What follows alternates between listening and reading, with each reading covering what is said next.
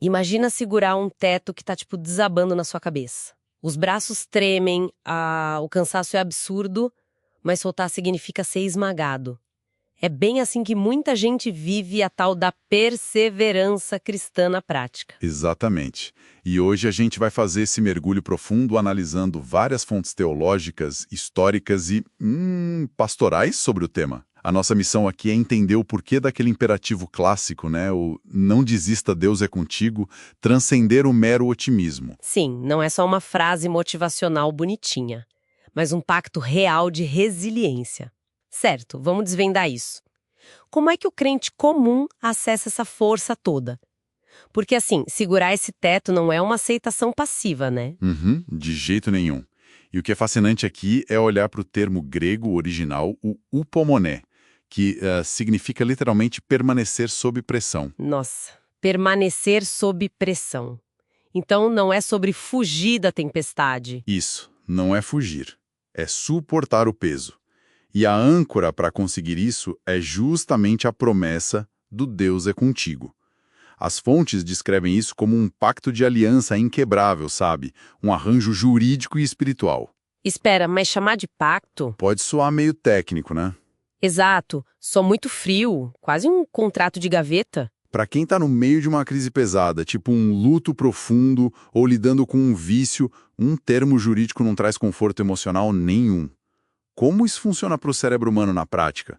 Parece frio, mas na verdade é sobre uma transferência de responsabilidade.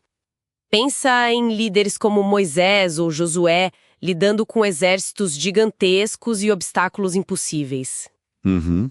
Tô acompanhando. A garantia desse pacto significa que o resultado final já está assegurado por uma autoridade muito superior a deles. Então isso altera a carga cognitiva da pessoa.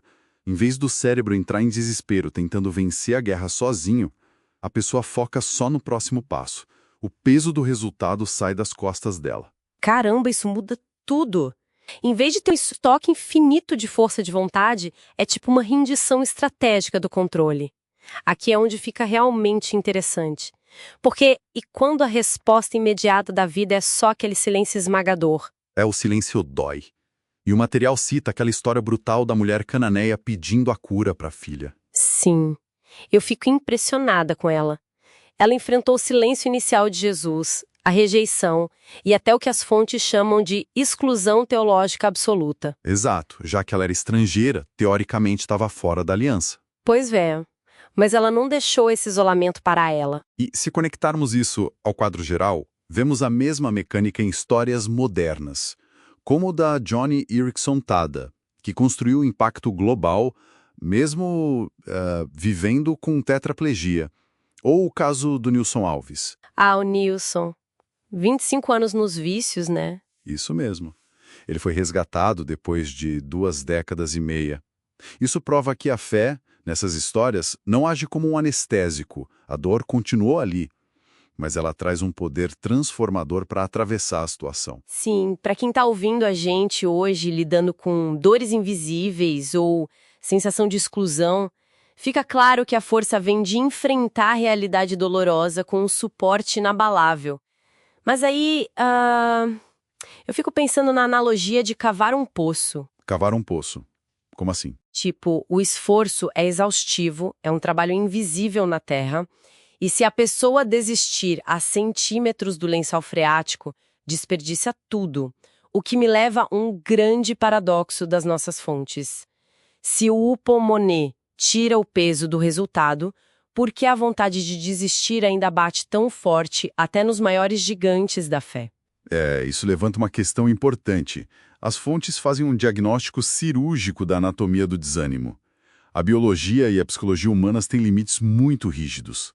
Pensa no profeta Elias, por exemplo. Ele teve um colapso terrível, né? Uhum.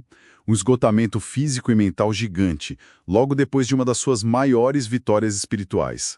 O corpo dele simplesmente cedeu à exaustão. E temos também o relato de Pedro afundando nas águas. Sabe que o caso de Pedro me lembra muito um piloto voando numa tempestade.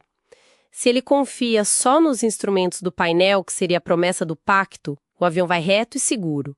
Mas no segundo que o Pedro olhou para medir o tamanho das ondas, ele teve tipo uma vertigem espiritual e caiu. Nossa, ótima analogia. Essa vertigem bate sempre que o foco sai da promessa e vai para a pressão. E é por isso que as táticas de recuperação listadas nos textos são vitais. O combate ao desânimo exige renovação mental, sabe? Substituir as mentiras internalizadas pela verdade do pacto. Exatamente. E exige o descanso físico real, como Elias, que precisou comer e dormir. Além, claro, do apoio de uma comunidade. O isolamento é quase sempre o prelúdio da desistência. Com certeza. Então, o que isso tudo significa? Significa que a persistência requer uma ação contínua de recalibrar esses instrumentos, de descansar o corpo e recusar a solidão total. É um processo ativo. Não é só sentar e esperar. Pois é. E eu queria deixar um pensamento provocativo final para quem acompanha esse nosso mergulho profundo hoje. Se a maior recompensa da perseverança não for a resolução imediata do problema, ou o milagre que se espera, mas sim a intimidade inabalável forjada com o Criador no escuro desse processo, como isso altera o peso daquele teto que fatalmente ameaçará desabar amanhã?